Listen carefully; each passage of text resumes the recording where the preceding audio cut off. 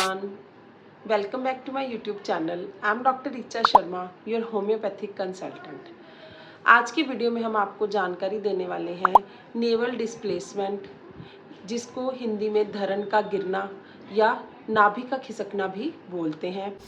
और ये क्यों होता है और ये कैसे होता है, यानी कि इसके क्या कॉजेज़ हैं और इसके क्या साइन एंड सिम्टम्स हैं, यानी कि अगर आपको नेवल डिस्प्लेसमेंट हो गया है तो कौन कौन से लक्षण पेशेंट्स में देखने को मिलते हैं के बारे में बात करेंगे।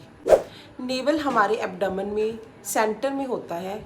अगर ये डिस्प्लेस हो जाती है, खिसक जाता है, तो डाइजेशन रिलेटेड प्रॉब्लम्स आना स्टार्ट हो जाती हैं। अब जानते हैं कि ये क्यों खिसकता है, यानी कि इसके क्या कॉजेज़ हैं।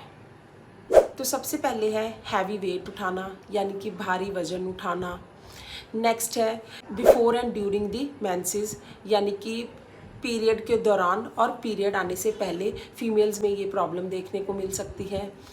और नेक्स्ट है हैवी फिजिकल वर्कआउट करना। और नेक्स्ट है स्किपिंग मील्स, यानी कि खाना स्किप करना। खाना स्किप करने के कारण भी नेवल डिस्प्लेसमेंट देखने को मिल सकती है।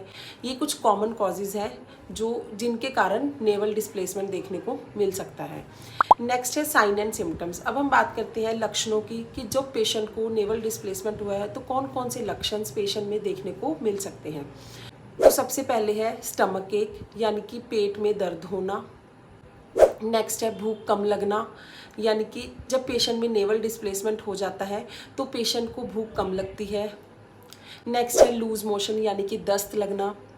नेक्स्ट है कॉन्स्टिपेशन, यानी कि कब्ज होना।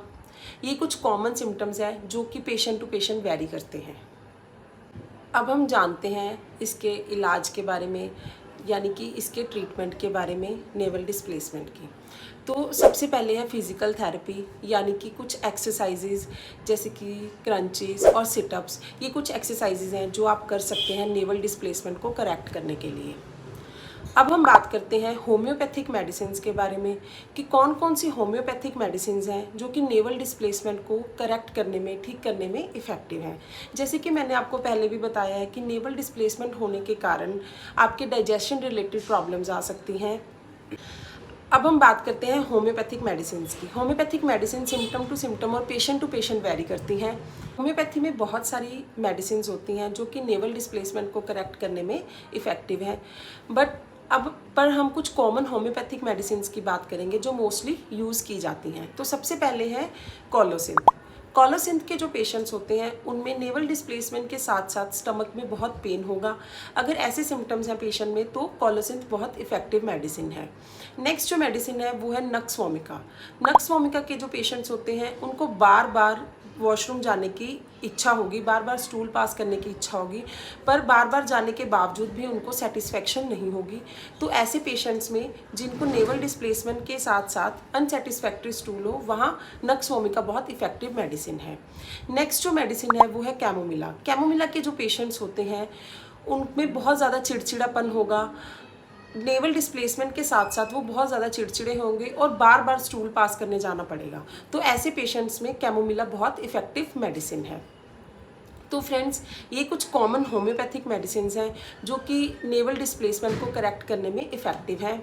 But friend, I would request you all the listeners कि कोई भी डिजीज़ की कोई भी होम्योपैथिक मेडिसिन बिना किसी सर्टिफाइड होम्योपैथिक कंसल्टेंट की एडवाइस के ना लें। So friends, wishing you all a healthy life and happy learning. Please like, share and subscribe my YouTube channel Knowing Homeopathy with Dr. Richa.